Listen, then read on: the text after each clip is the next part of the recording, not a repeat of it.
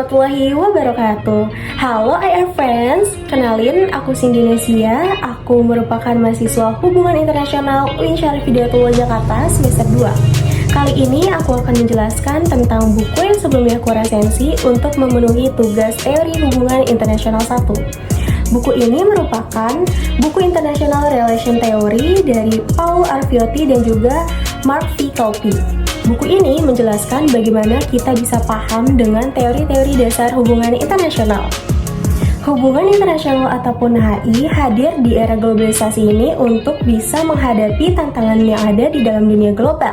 Karena negara sama aktor global lainnya itu udah semakin terhubung, entah itu karena perdagangan, investasi, koneksi, dan masih banyak lagi. Apalagi transportasi dan juga telekomunikasi itu semakin maju, jadi makin banyak peluang untuk terhubung satu sama lain. Nah, IR friends, sebelum kita mengenal HI lebih dalam lagi, kita akan memulai memahami dengan apa yang disebut 3 teori. 3 teori ini mencakup epistemologi, metodologi, dan juga ontologi. Yang pertama kita akan bahas epistemologi. Epistemologi itu menjadi cara kita untuk mengetahui sesuatu. Yang harus kita ketahui itu mengenai pengetahuan dunia. Nah, ini bisa mencakup banyak hal, bisa tentang alam, sosial, budaya, ya intinya yang bisa kita amati di kehidupan sehari-hari. Dan fun fact-nya, epistemologi ini juga biasanya ngelakuin pengamatan langsung. Pengamatan memakai indera yang kita punya, jadi bisa kita lihat, bisa kita rasakan, bisa kita raba, bisa kita dengar, ataupun bisa kita cium.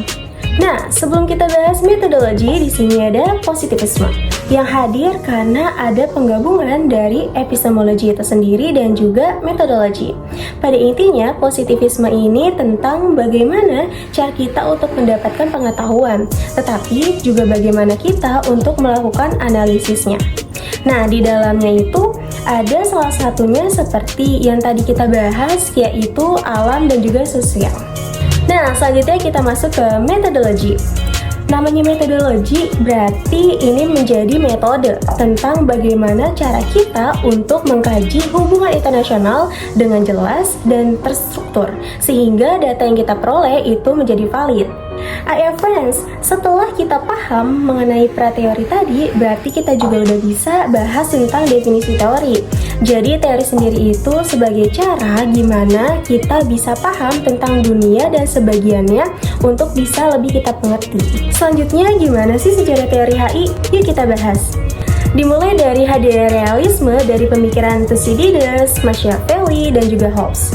Setelah itu munculnya realisme yang kasih penekanan lebih ke kekuasaan dan national interest dalam politik global. Lalu berkembanglah teori-teori baru seperti neorealisme pada konsep anarki yaitu tanpa adanya otoritas yang mengatur negara. Selanjutnya liberalisme yang lebih ke kerjasama supaya bisa ngurangin konflik. Terus ada juga strukturalisme ekonomi yang berdasarkan analisis kelas sosial dan gimana ekonomi bisa berpengaruh dalam politik global. Setelah itu ada neoliberalisme yang mementingkan interdependensi dan juga hubungan antar aktor non-negara di dalam politik global. Nah, karena adanya perubahan-perubahan besar setelah Perang Dunia dan juga Perang Dingin, terbentuklah teori-teori yang lain seperti teori kritis, feminisme, dan juga postmodernisme sebagai respon kritik terhadap teori-teori yang sudah ada sebelumnya. Di dalam buku International Relation Theory ini juga menjelaskan mengenai level analisis yang tujuannya untuk memahami perilaku kebijakan luar negeri, seperti sistem internasional. Nah, jadi masyarakat internasional itu diatur oleh norma, aturan, aktor negara, serta aktor non-negara. Lalu ada juga negara. Ini sebagai aktor yang bersatu, maksudnya adalah negara mampu untuk membuat keputusan dan juga bertindak di panggung internasional. Lalu ada kelompok. Kelompok yang dimaksud ini adalah individu ataupun kelompok atau negara yang punya tujuan bersama dan kepentingan bersama, dan mereka ada dalam satu kerangka untuk mencapai tujuan bersama. Dan yang terakhir adalah individu. Ini contohnya sebagai pemimpin, diplomat, ataupun aktor-aktor lainnya. Nah, untuk keputusan yang mereka ambil itu berdasarkan karakter, pengalaman, ataupun persepsi individu itu tersebut. Sekarang kita masuk di akhir pembahasan, yaitu tentang pengaplikasian teori hubungan internasional yang mencakup realisme, liberalisme, strukturalisme ekonomi, dan juga English School. Mari kita bahas satu-satu. Yang pertama adalah realisme. Ini memberikan pemahaman bahwa dunia internasional itu tempat yang penuh konflik, di mana negara itu bertindak sesuai national interest. Nah, realisme juga menekankan bahwa sistem internasional itu anarkis, yaitu tidak ada otoritas pemerintahan yang lebih tinggi otoritasnya di atas negara, yang artinya nggak ada otoritas pusat yang bisa ngatur hubungan antar negara. Selanjutnya, liberalisme. Ia kasih pemahaman tentang kemampuan negara dan juga aktor non-negara bisa bekerja sama di ranah internasional. Karena liberal itu lebih menekankan pada kemungkinan untuk mengurangi konflik dengan mencapai kerjasama internasional. Selanjutnya, strukturalisme ekonomi.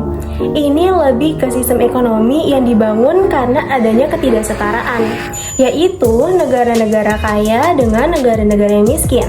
Nah, bisa kita lebih pahami kalau negara berkembang itu sering banget terjebak oleh ketergantungan dengan negara-negara yang maju, entah karena dalam hal hutang, perdagangan, ataupun teknologi. Dan yang terakhir adalah English School. Kita memahami bahwa politik itu adalah fenomena yang terjadi di masyarakat internasional karena negara bekerja sama dalam norma dan aturan yang dibuat oleh negara-negara untuk mengatur hubungan internasional. Nah, friends, kesimpulan yang bisa kita ambil dari buku ini adalah pentingnya teori hubungan internasional supaya memahami fenomena yang terjadi di dunia. Dengan banyaknya teori yang kita bahas tadi seperti realisme, liberalisme, strukturalisme ekonomi, dan English School, itu untuk paham kebijakan luar negeri dan juga tentang 3 prateori yang memiliki peran dasar dalam pemahaman teori. Sekian penyampaian dari aku, semoga kita bisa mendapatkan pemahaman baru ya dari sini. See you next time, IR friends.